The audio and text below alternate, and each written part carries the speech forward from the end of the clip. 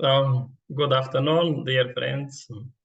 I would like to extend my greetings on behalf of the Embassy of India in Zagreb, Croatia, and the Office of the Ministry of Ayush and ICCR. And I welcome you to today's discussion about the prana. And we will refer to the ancient knowledge about prana. And any moment you feel you like to ask or give some comment, you are free to join. And I will start with the presentation and then we continue. So for that purpose, I prepared some presentation. I will open it.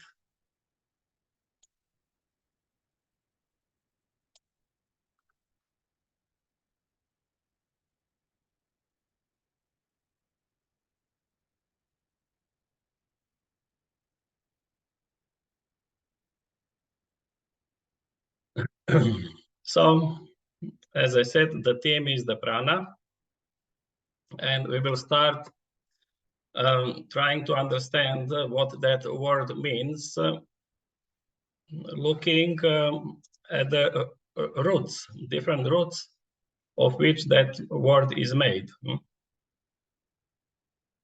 So the pra and ana, these are the two roots. The pra means primordial, something what is from the very beginning, or what is at the source of, or what is the first, the primordial. And an, and from an comes anity. It means to move or to breathe, to pulsate, to live, and also means inhale. So the an or ana is the life breath. And now we will see what different aspects of the Vedic literature speaks about that primordial life breath or primordial life energy or prana. So that word, it's appearing in different aspects of the Vedic literature, and it is in Rig Veda, in the Yajur Veda, in the Adharva Veda, in the Upanishads, in the Brahmanas, Aranyakas, Manusmriti, Yoga Darshana. This means the Yoga Sutras of Maharishi Patanjali. In Ayurveda, different Ayurvedic texts like Charaka Samhita, Sharangdhara Samhita, also Ashtanga Hridayam, and then some texts related to the yoga, like Goraksha Shataka, related to the great master of yoga, Gorakshanath, 1,000 years ago. Then Yoga Yajnavalkya, this very ancient text, which is related to the Rishi Yajnavalkya. This is the Vedic Rishi. So many thousands years back, the text about yoga. Then Vijnana Bhairava text of Rudra Yamala. Tantra, Rudra Yamala is the very ancient text also, but most of that text is lost. And one central aspect of that text, Vijnana Bhairava, was is still present. And then Hatha Pradipika, like Shiva Samhita also, and Gheranda Samhita, and many other later texts related to the yoga. So we will start from the most ancient record of the human experience and the knowledge about the life, which is contained in the Rig Veda. In the Rig Veda, in a few places, we have appearance of the word prana. And there is one hymn of creation from the Rig Veda. This is in the 10th mandala. that text about the called Nasa Diya Sukta from the Rig Veda, which says that that was not then, nor was there aught immortal. No sign was there, the days and nights divider. So it is describing the very beginning of creation. Before creation, there was just emptiness, or avyakta, as Sankhya is describing that state of the void.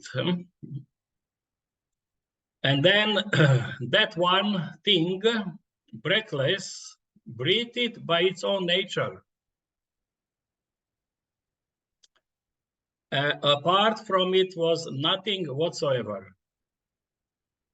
So it means that one thing, that in Rig Veda it's called Samhita, that integrated wholeness of one pure consciousness, that one without the second, then that one which is the breathless, breathed by its own nature.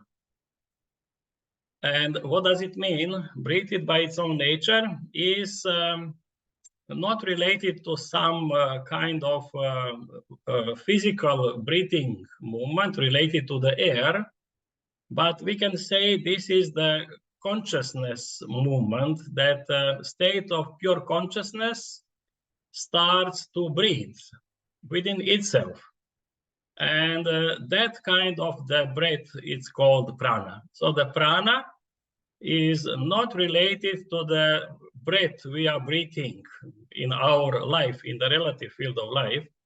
The prana is neither inhale, prana is neither exhale, which are breathing throughout our life. This is called the shvasa and prashvasa.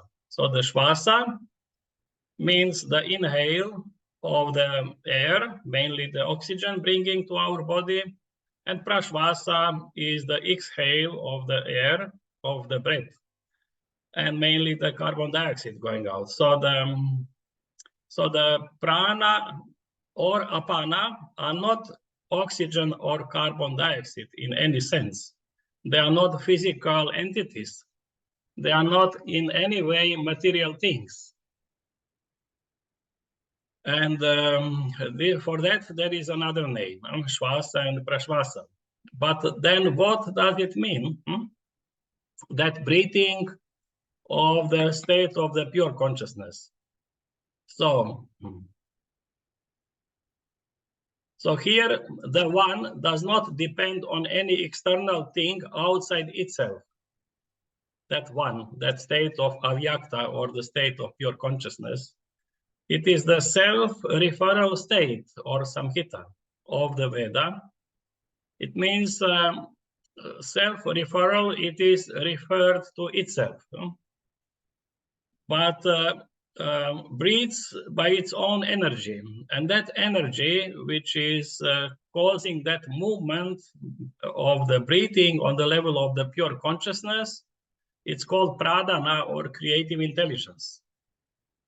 And it is its own nature of that one. The nature of that one is causing that one is breathing. And this is also called mula prakriti. So in that sense, prana is related to that aspect of the life, which is causing that internal movement, or Maya Shakti. Another name is, and Maya Shakti is appearance of the three in the structure of the one. When that one is conscious of itself, then that one becomes its own observer, and the process of observing and the object of observation, its own object. So that one becomes apparently divided in a three value. This is not in reality. And then starts the relation between within the structure of that one. And that one starts to pulsate within itself. And this is the breathing of the absolute, that self-referral breathing activity. So this is the breathing on the level of the self-referral level of the transcendental absolute level of life. And Rig Veda speaks that this is the prana. Prana is referred to the life energy of the absolute level of life, of the source of life.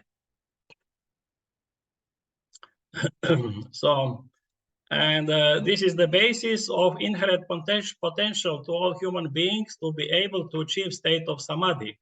So that state of pure consciousness, or the fourth state of consciousness, is also called samadhi, in which the dependence upon outside air is not anymore present, and we are able to come to the level of embryonal breathing. And that embryonal breathing is the breathing in the form of the knowledge of pulsating prana in every cell of our body. So there are the records of some yogis in the India and also in the China, the masters, great masters who were enlightened, that they were able to withdraw from activity and remain motionless and without dependence on any physical food or the water or the air breathing, and living on that internal pulsation of the prana, which is awakened in every cell of their body and maintains their existence.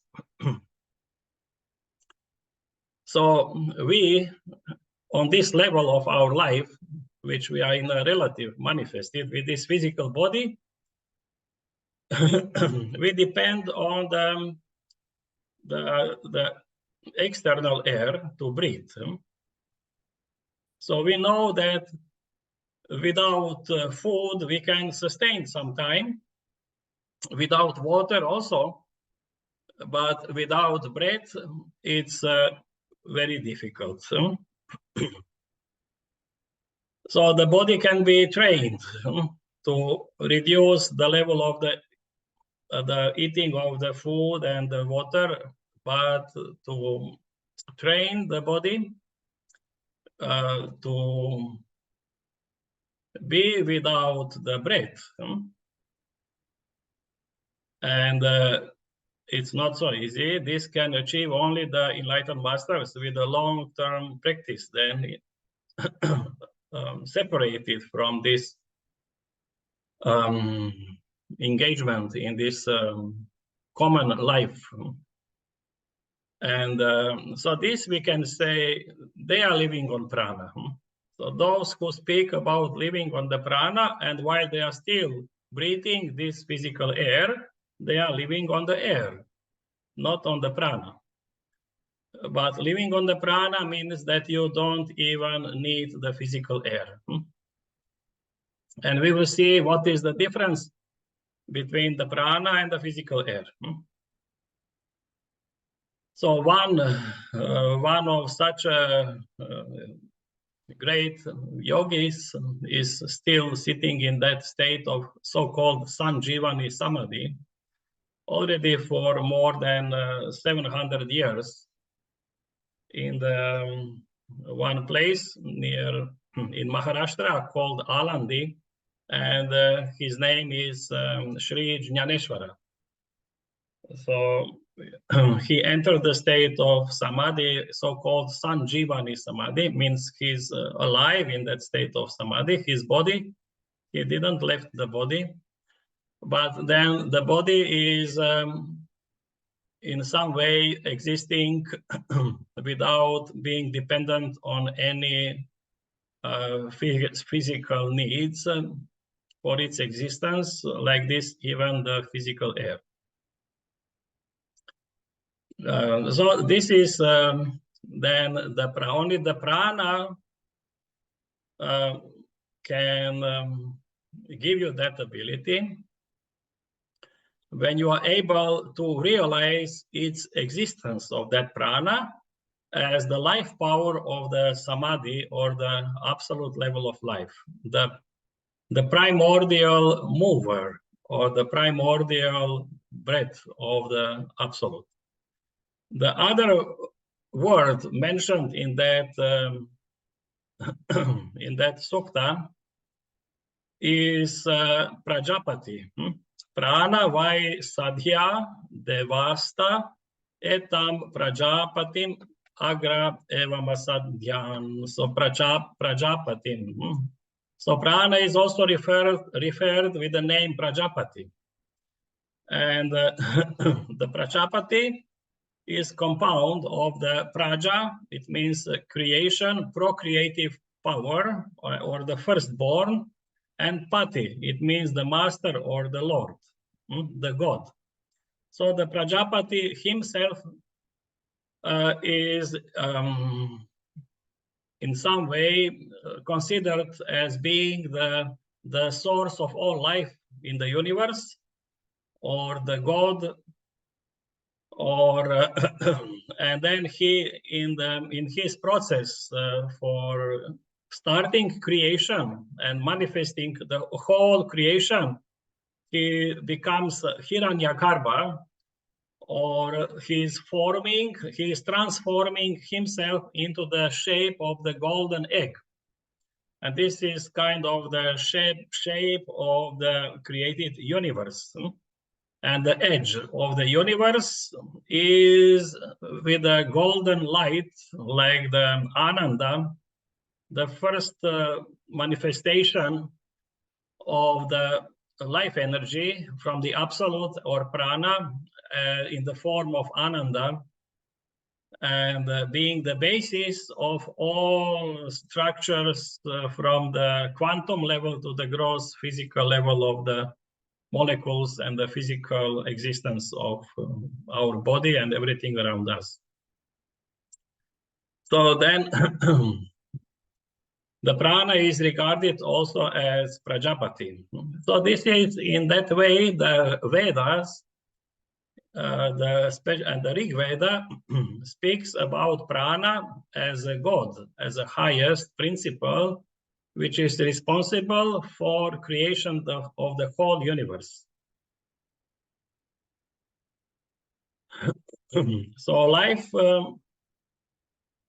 or prana signifies the endless process of the Hiranyagarbha principle, which is called as the sole lord of the beings. So the prana, the vital force, is Prajapati and the Hiranyagarbha, the firstborn cosmic energy in the macrocosmos. Now we come to understand more deeply what is the nature of the prana in regard to the explanation from the Rig Veda. And that self-referral level of the breathing of the Absolute is expressed in the first syllable of the Rig Veda, Ag. And of the first word of the Rig Veda is Agnim. So it starts, Rig Veda starts from Agnim, Ile, Purohitam, Yajñasyam, and like this. So the Agnim is the first word, and Ag is the first syllable.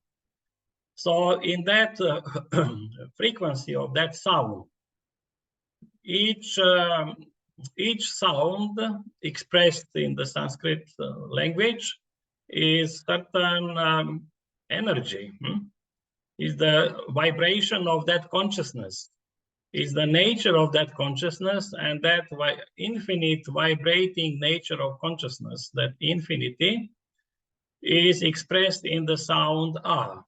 So this is the nature or the prana. We can say the prana has that aspect also, that sound included in itself. The sound A is the expression of that cosmic prana.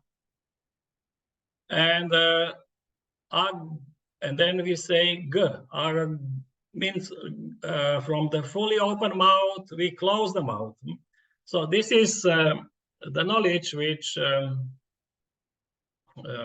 and the explanation we got from the Maharishi Mahesh Yogi in his Aparushaya Bhashya of the Rig Veda, which brings deep insight into the structure of the Rig Veda, and which is especially in the first syllable.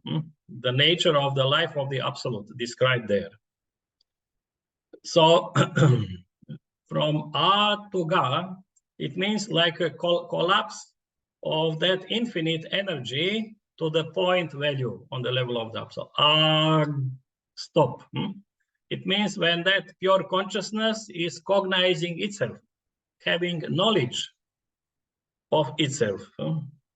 And we will see later that the function of prana is to give ability. It is the function of prana is coming from ability to be conscious, to gain knowledge.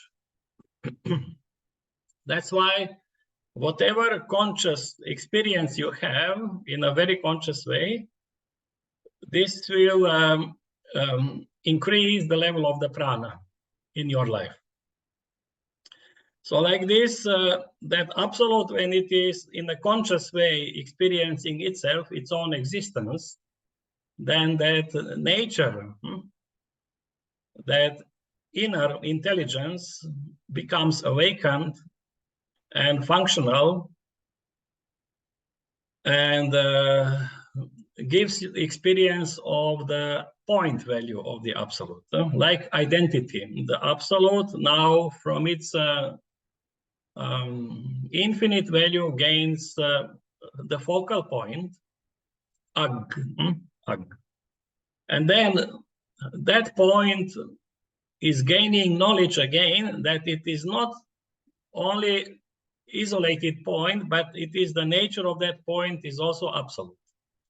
So then there is again expansion of that knowledge from the point to the infinity. The letter N is the energy which is giving knowledge to that point, negation about being as a point, and propelling the energy for coming back to its infinite dimension. And this is the letter E, Agni. And this is happening all the time on the level of the absolute, that the perpetual, never-ending pulsation is expressed in the sound M. So these sounds of Agni are the prana, manifestation of the prana with its different functions. So there are 5 sounds and there are 5 different functions of the prana on the absolute level. And then we see this is repeated on the individual level also, the 5 main functions of the of the prana. So then that from A to Ga and from Ga back to A, this is the life of the absolute, the pulsation. And the pulsation is called spandana in the Sanskrit language. So this is that interaction, and we call this self-interaction between A and Ga, between infinity and its own point. And in infinity, there are infinite number of the points. So infinity and infinity, and there is infinite collapses from infinity to the point and from the point back to the infinity. So in that process, that self-referral activity creates on the level of infinity certain values, creates the point value, which becomes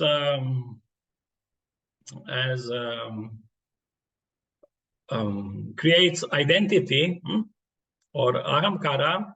It has its own kind of intelligence or buddhi, and which is at the basis of that ahamkara, and then the manas, and then all the 5 indriyas or 5 jnanindriyas. So the whole, what we call prakriti, become manifested from the prana, from that energy of the absolute.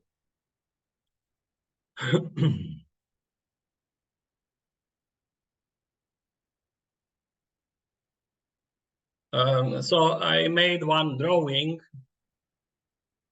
here to have some vision about the nature of that activity of that energy in the form of the vortex. So we have the cosmic prana, we can say, which is working on that cosmic level, and it's a cosmic vortex that collapses from A to Ga, and at the same time, self-referral activity of knowing itself in that process. And we have so this interaction between Rishi Devata Chanda's self-referral dynamism and collapse. So when that circle self-referral is joined with the collapsing value, then you get that form of the vortex. And this is the nature of the energy or the prana in the form of the vortex. And so that vortex we have from A to Ga. And again, we have the vortex back from Ga back to A. So we have two vortexes, which are symbolically expressed in some yantras as two triangles, one triangle looking downwards and the other upwards. And this becomes the source of the all further process of creation, structuring the creation. So from the cosmic life to Ga, individual life. So what is for A exhale? This is for Ga inhale. And what is for A inhale? This is for Ga exhale. So this we can find also that principle explained in some stories, even in the Bible, and how the God created the human being, and that he exhaled, and by that he created first the physical form, then he was blowing the air to that person. It means giving the prana. It is the manifesting the prana from A to Ga. And so what is for God exhale, this is for the human being inhale. And what is for the human being exhale, this is for the God inhale. Coming back to that from individual to the universal level of life. So this is that kind of breathing, which is actually exchange between the cosmic and individual life. Exchange on the level of consciousness, and then this is transferred to the energy level and to the physical level. So that's why the breathing, we have exchange of the internal air with the external air, internal with external. On the physical level, there is a breathing. There, on the energy level, there is exchange between the individual and the cosmic prana. And on the consciousness level, there is exchange of the individual consciousness with cosmic consciousness. Maintaining both values at the same time in their interaction is life. So that's why the life is the pulsation of prana, or we can say the life is the pulsation of that individual life with the cosmic life, individual energy with the cosmic energy, individual breath with the cosmic breath, individual air with the outside air, exchange and interdependence and relation.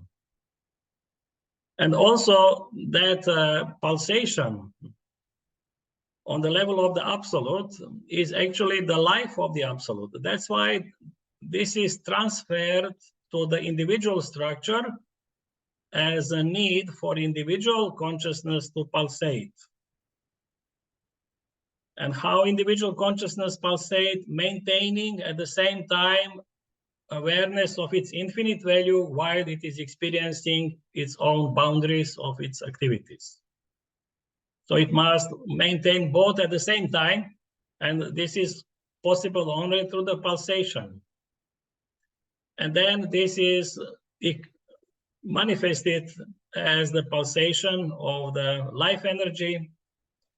We can say the pulsation of the function of the nervous system even.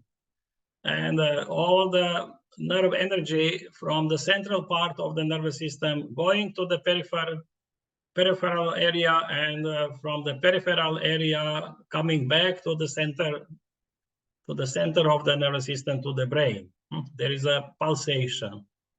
And pulsation of all the physical level of life. Each cell is pulsating, each organ, and breathing, pulsating, inhale, exhale on the physical level, everything. So on all levels, there is a pulsation. And that pulsation is called prana. The pulsation, but not what is pulsating. So different things are pulsating, but what is causing that pulsation is at the core, at the source of that, and this is prana. So the body pulsates, different organs pulsates by the virtue of the life energy on the level of the body, which is the neuromuscular activity caused by the neurotransmitters activity, some electrical impulses on the level of the body. So these electrical impulses are not called prana. These are the neurotransmitters, activators, and inhibitors causing the pulsation of the muscles and the movement. And so the prana is what is causing that activity of these neurotransmitters to happen on this physical level. So one nice saying from Maharishi, we can see to deepen our understanding about prana. The prana is the vital force which pervades the whole universe. Prana is the link that connects consciousness and matter, Atma, individual self, and the body. Prana is more subtle than air or oxygen. It activates the gross body via the subtle channels or nadis. We know from the yogic literature that there is, in the Taittiriya Upanishada, there is a description of the Panchakosha of the human body, the 5 levels of existence, more refined and refined levels of our individual life. One is called Pranamaya Kosha, which is contained with the nadis or the channels through which the prana is functioning, not as some physical substance. So that Pranamaya Kosha is not on the physical level. That's why the prana is also not on the physical level. But it is the causal level for the physical level to be able to live, to function. So also on that cosmic level, the prana is the first impulse of manifestation. Being is the absolute existence of unmanifest nature. Its tendency to vibrate and manifest is referred to as prana. This is what we spoke before from the Rig Veda. So when that absolute level of life is conscious of itself, then it is pulsating with the infinite frequency. And the nature of that pulsation, the form, is that vortex. Prana is the vibratory nature of being, which transforms the unmanifested ocean of being into the manifested life streams of individual beings. So being a transcendental, omnipresent, absolute cosmic being, by virtue of prana, which is its own nature, it vibrates into manifest streams of life. The prana assumes the role of breathing and maintains the individual life stream and keeps it connected at its basis with the cosmic life of the Absolute. At every rise of the breath, cosmic prana receives the identity of individual life force, and at every fall of the breath, the stream of individual life contacts cosmic beings, so that between the fall and the rise of breath, the state of individual life is in communion with the cosmic being. So this is one text from the Science of Being and Art of Living from Maharishi Mahesh Yogi. So we see that the prana is something really cosmic, which is responsible for the cosmic and individual life. So the prana, that's why it is said also in the Vedas that the prana sustains the body or pinda and the universe, Brahmananda. Brahmanda. The universal life, Brahmanda, Brahma, Brahm means great, infinite, something great. And Pinda means the point value. This is that A and Ga relation. So the pranayama connects the practice to increase the value of prana in our life. It is pranayama, prana plus ayama. Ayama means to expand, to stretch, to increase. It means that the pranayama is the practice related to the breathing, which is increasing the level of prana in our individual life and brings our individual life in tune with the cosmic life and expands individual prana towards the status of the cosmic prana. So this is the pranayama. So the pranayama connects the breath of individual life with the breath of cosmic life. At every rise of the breath, cosmic prana receives the identity of individual life force, and at every fall of the breath, the stream of individual life contacts cosmic being. So between the fall and the rise of breath, the state of individual life is in communion with cosmic being. So the goal of pranayama is to uphold the contact of the individual life stream with the eternal life of cosmic being as the breath continues to flow. So that's why the purpose of pranayama, as explained also in Maharishi Patanjali Yoga Sutras, is to be able to come to the state where there is no physical breathing, where the physical breathing stops. And when the physical breathing stops, this is in between the inhale and exhale, then this is supporting both at the same time. So individual life and the cosmic life. And this is called the Kevala Kumbhaka in the language of Hatha Pradipika in the Hatha yogic practices also. And Patanjali speaks about that as the fourth pranayama, which transcends these three kind of the pranayamas, aspects of the pranayama, which is the Puraka, Rechaka, and Kumbhaka, means Sahita Kumbhaka, where you hold by your will, either after inhale or either after exhale. But Kevala Kumbhaka is the state where the breath comes to the rest. This is when individual consciousness come in tune with the cosmic consciousness. Then also individual prana comes in tune with the cosmic prana.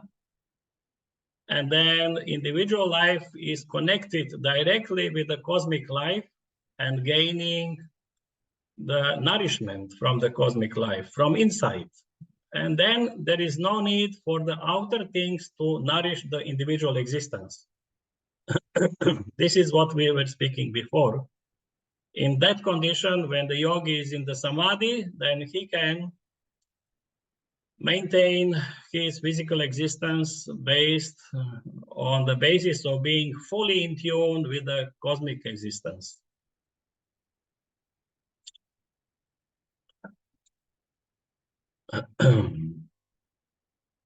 So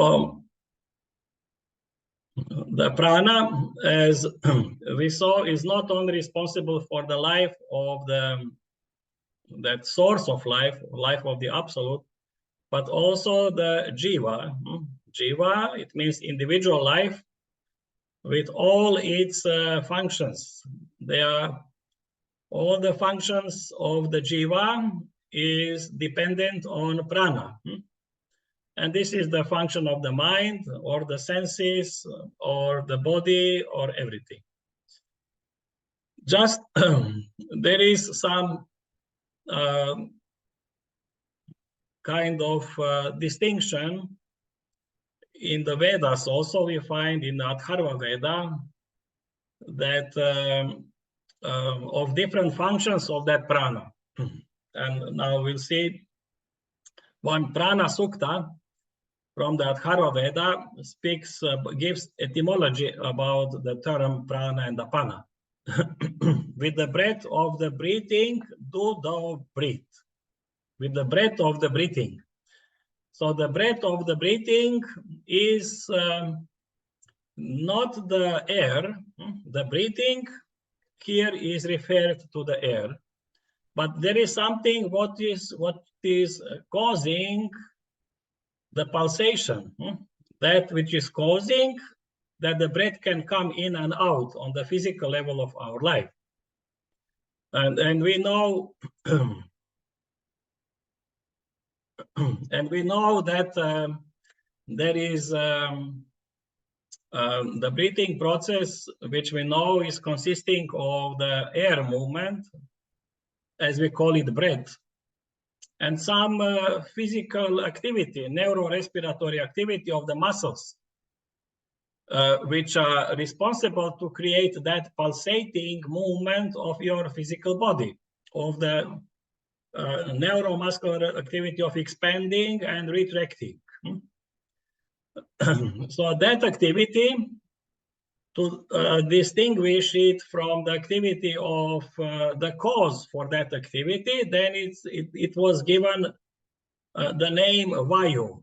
The Vayu is that gross manifestation of the function of the prana on the physical level, which is at the basis of that neuromuscular activity of expansion, retraction, and which is causing the air moving in and out of your body. So the air is sucked in your body because of the activity of the prana vayu. It means that neuromuscular activity, which is prana, means bring in the air, and then the apana to eliminate from the body the air. So that prana, apana, vayu are not the air. This is that manifestation of the life energy or prana on the physical level of the body, causing that through the action of the nervous system, causing that neuromuscular activity through the neurotransmitter activities. And the prana is more subtle than the function of the vayu. The prana is on the level of the pranamaya kosha, where there is that center of the power from where that action you can feel of expanding, retracting starts.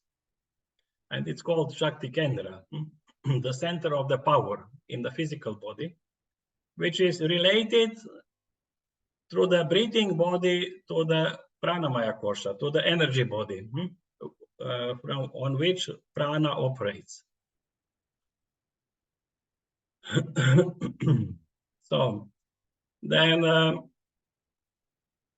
Shankhayana Aranyaka also speaks about the prana and says, I am intelligence in the form of prana, know me as lifespan or ayush, and elixir of immortality, amritam.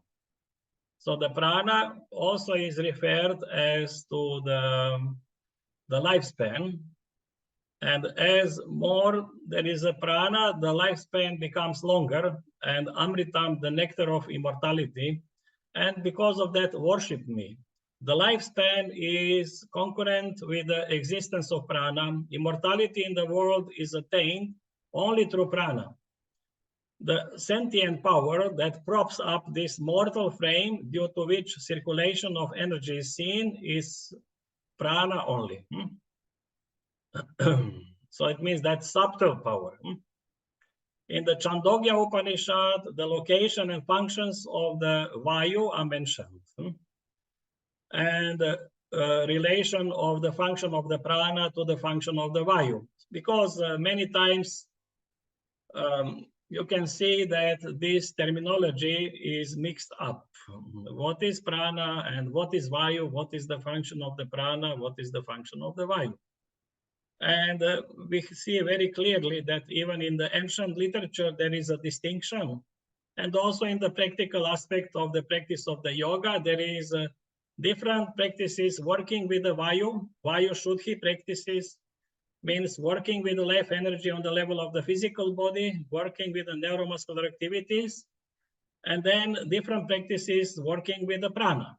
So the mainly practices working with the function of the Vayu and Vayu Shuddhi are the practices of asanas and the kriyas. And the practices working with the prana are the practices of pranayama and mainly and meditation. So in the Chandogya Upanishad, it says that that which breathes is truly breath, which is causing the breath. So the wind, Vayu Devata, gives function to the objective aspects of life. So this is the gods or intelligence of the body that performs all activities, systems of organs. So when we speak about the gods in the Vedas, it is referring to the inner intelligence of the body, different aspects of that intelligence, which is governing the function of internal organs, vital organs of our body. They are called gods. And Vayu Devata means that the Vayu neuromuscular activity is that which nourish that function of those organs. So there is that reference to the connection of the function of the Vayu with the function of the internal organs on the physical level. And the prana gives the function to the subjective aspect of life, to the mind, to the senses, and for gaining knowledge. So that's why the Vayu is more referred to the neuromuscular activity or motor activity and related to the function of the motor cortex. And the prana is related with the sensory activity or the sensory cortex and gaining knowledge, to gain the knowledge. And the breath is called Shvasa Prashvasa. So in pranayama, when you are having that action of neuromuscular activity, motor action of expansion of your torso and the function of Vyana Vayu, of not the prana Vayu, then the air is sucked in. So the Shvasa is happening, and then having the knowledge, experience, conscious experience of the touch of that Shvasa or the breath moving in is the prana. It is the movement of your consciousness, conscious movement of your consciousness in certain direction in the internal space of your body. It's called prana. That's why pranayama begins when the Shvasa Prashvasa stops. When you are not dealing anymore with the physical breath, then the real pranayama begins. The Puraka and Rechaka is the conscious experience of the internal process of making that internal space full or empty through the specific internal experiential channels, and which is based on the direct experience. So there is a proper procedure how to learn pranayama in that sense.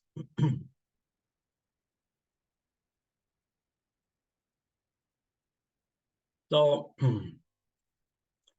now we see the regarding to the Vayu, function of the Vayu. So we are going slowly, systematically from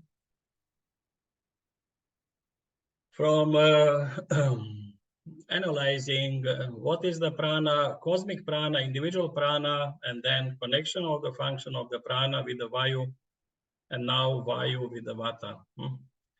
To understand that relation with the Ayurveda. In Ayurveda, there is that concept of vata. The vata is the space and air. It's related to the Mahabhutas.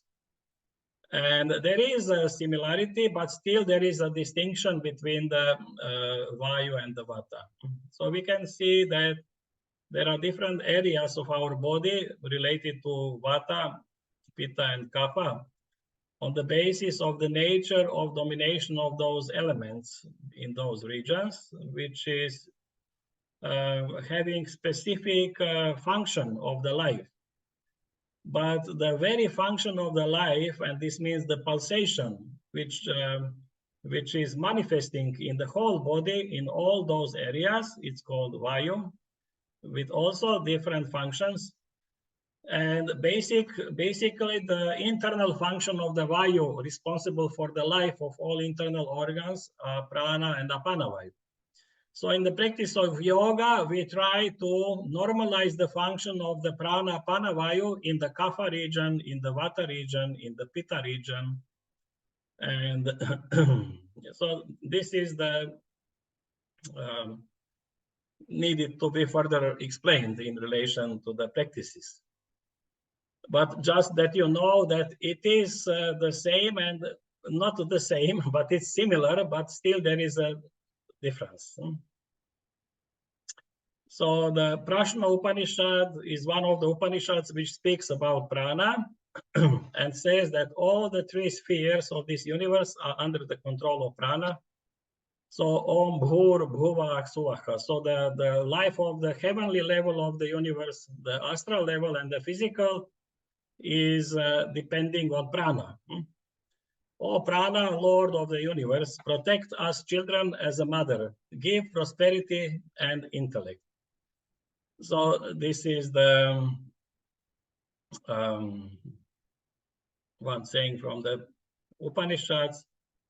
And Rig Veda again calls prana the provider of medicine, panacea and powers. O prana gets to us in the form of medicine, and whatever impurities, contaminants, or disease are there, O vata dispel them. O prana, you are the panacea as well as the messenger of gods.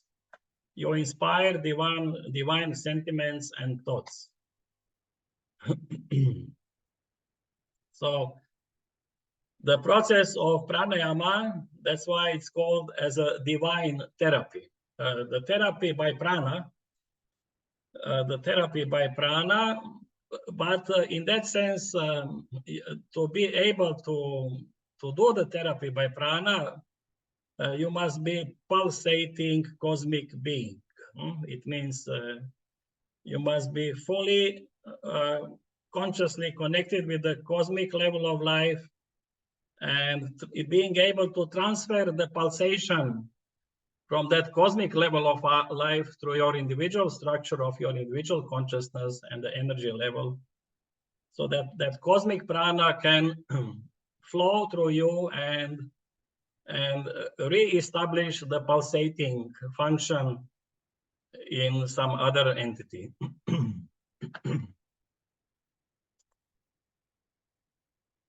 So we can achieve complete health and full longevity by balancing the two Ashwini Kumars.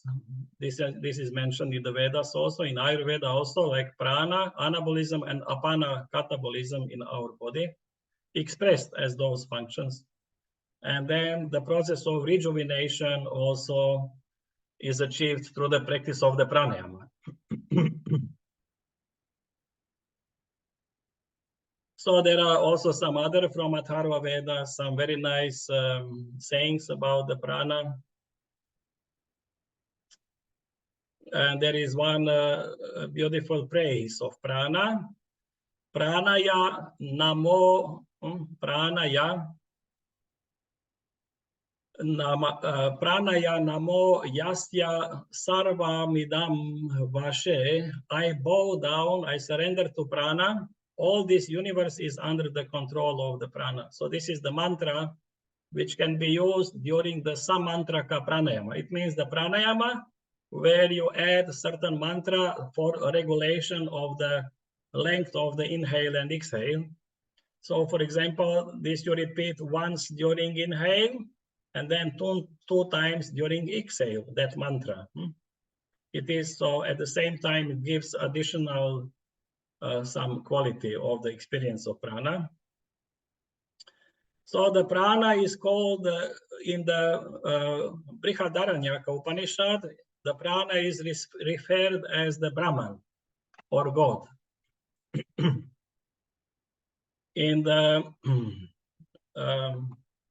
Shatapatha Brahmana, prana has been called Amrita, and Prajapati, the creator, elixir of immortality, and Ayush we saw before. And the Taittiriya Upanishad proclaims living beings are born of prana. On being born, they are kept alive by prana and in the end dissolve into the prana.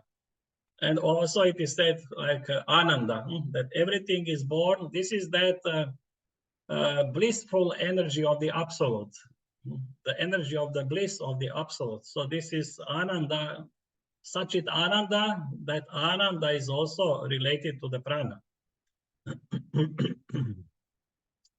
And then the word prana is used in two meanings. One of its function, pranana, and other is its agent prana. So when we speak about prana on the level of the subjective level of life, like life energy, then it is called prananam. And that prananam has 5 pranas. Has prana, udana, samana, vyana, apana. That prananam. These are the agents of the function of that pranana, manifestation of the prana on the subjective level of the life, and with its functions, which is carried by those 5 values, prana, apana, samana, udana, vyana, on the subjective, on the level of the consciousness. And on the objective level of life, we speak about vayu, and then we have prana vayu, udana vayu, samana vayu, apana vayu, vyana vayu. So like 5 vayus as the agents of the function of the general vayu, taking all life activity on the physical level of life, and the 5 pranas as the agents of the prananam, which takes care of the all life activity on the consciousness level. And then pranava. So pranava, pranana, and prana. So pranava is the life giver. And this is primordial sound signifying Ishvara, pranava. So there is a relation between the pranava, pranana, and the prana. And we will see later in some practices how that relation is achieved. And so that's why what is signifying the Ishvara, Patanjali says, is pranava. And this is the primordial sound, which in the translations, commentaries, they expressed like the sound Om, but not only the sound Om is related to the pranava, but also other sounds, other mantras. So in Brihadaranyaka Upanishad, there is description about 3033 gods. And out of them 6 are most important, then 2, and then only 1 god most important. And Yajnavalkya ultimately elaborated upon the manifestation of the greatest one of the gods. Who is this one god? It is Prana. He is also called Brahma. So in that Upanishad, the Rishi Yajnavalkya explains that the prana is the highest, that one God. The Ishvara or the life giver.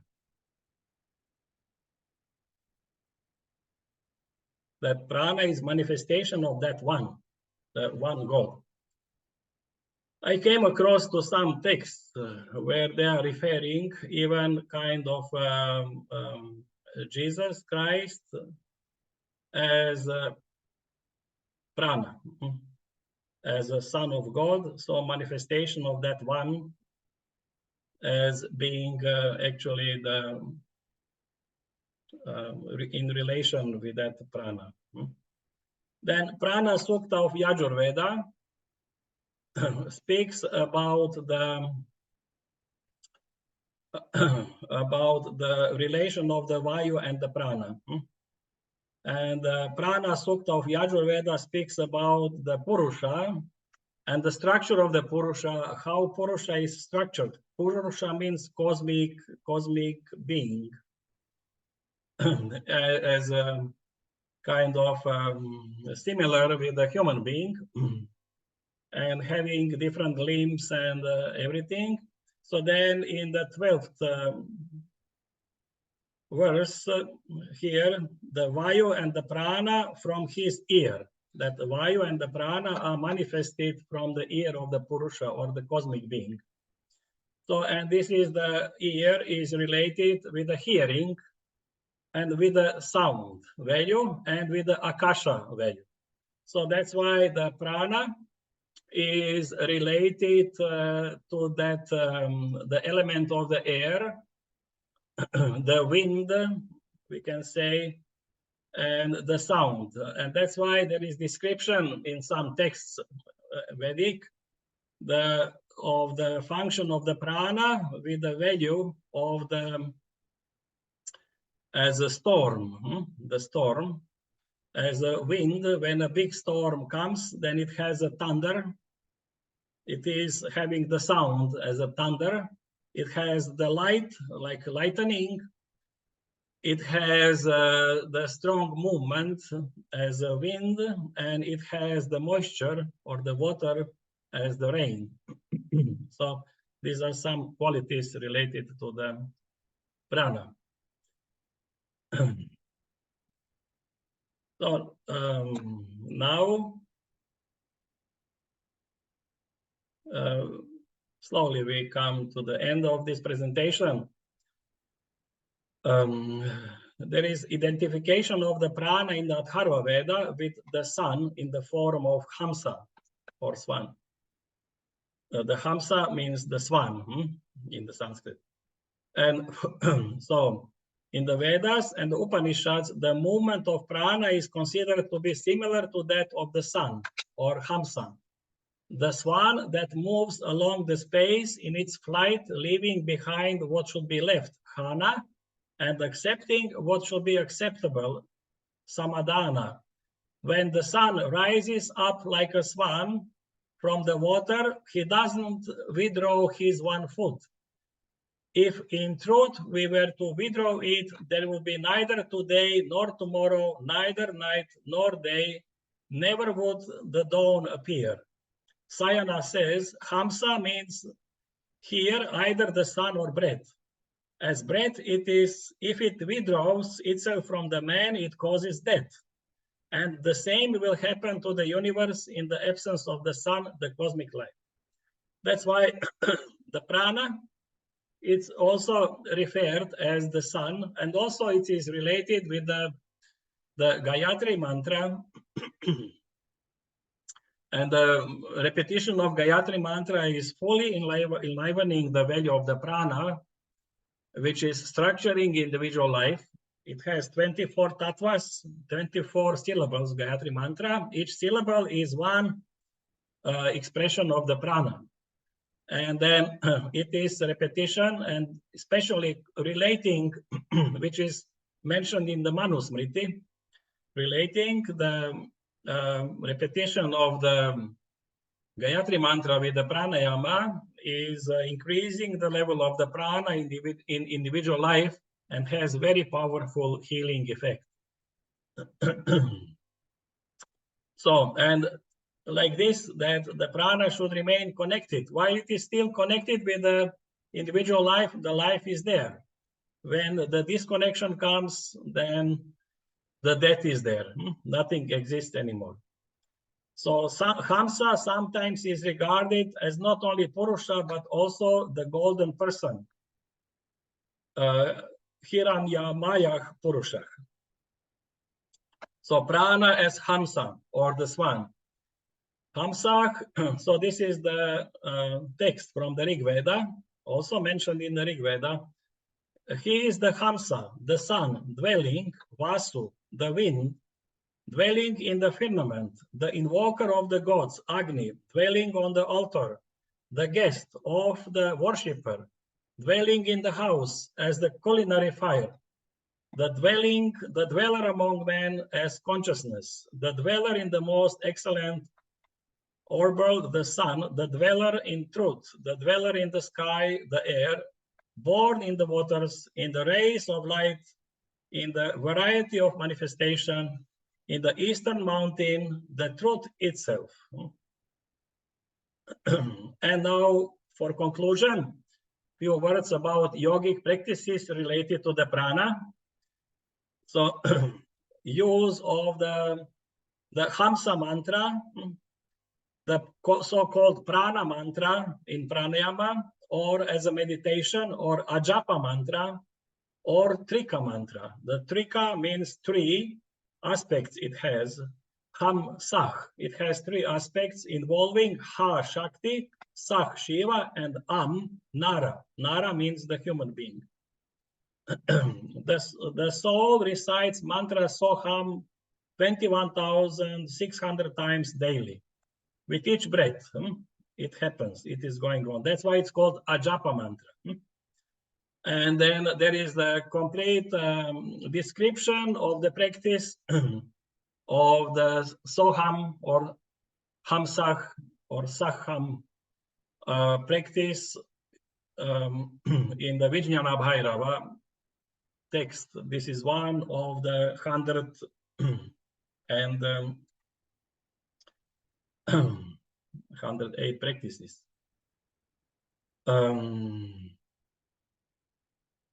Also, another mention of the practice related to prana is in Goraksha Shatakam. From here you see the picture of the Gorakshanath.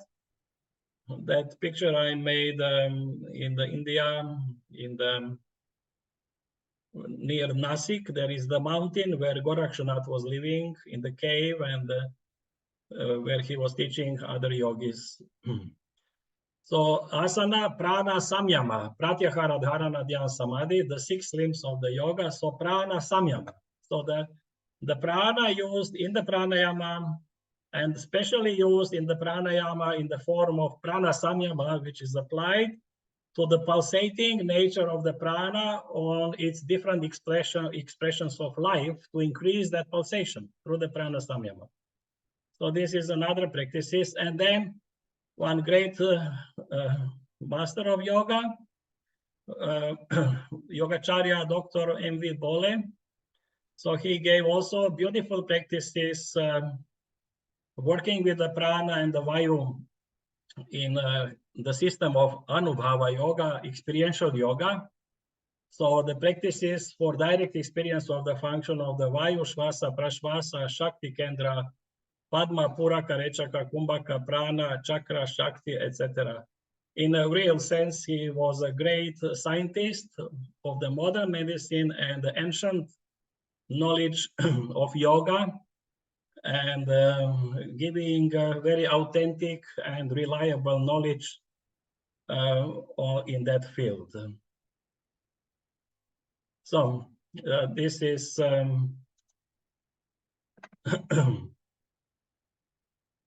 story about prana. I tried to bring you some other dimension about prana than what you heard, maybe, that people are often relating prana with physical things. So if there is any question, please, you can ask.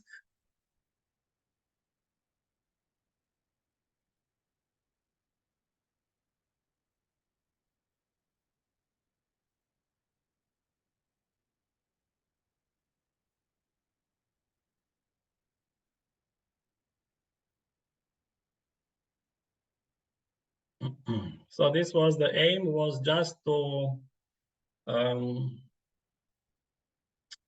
have that vision about prana, understanding,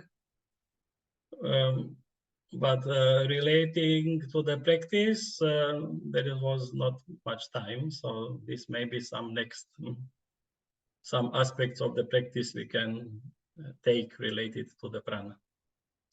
So then, thank you very much for being present on this webinar, and hope to see you next time with some other topic we continue. Thank you very much. Hvala Bog.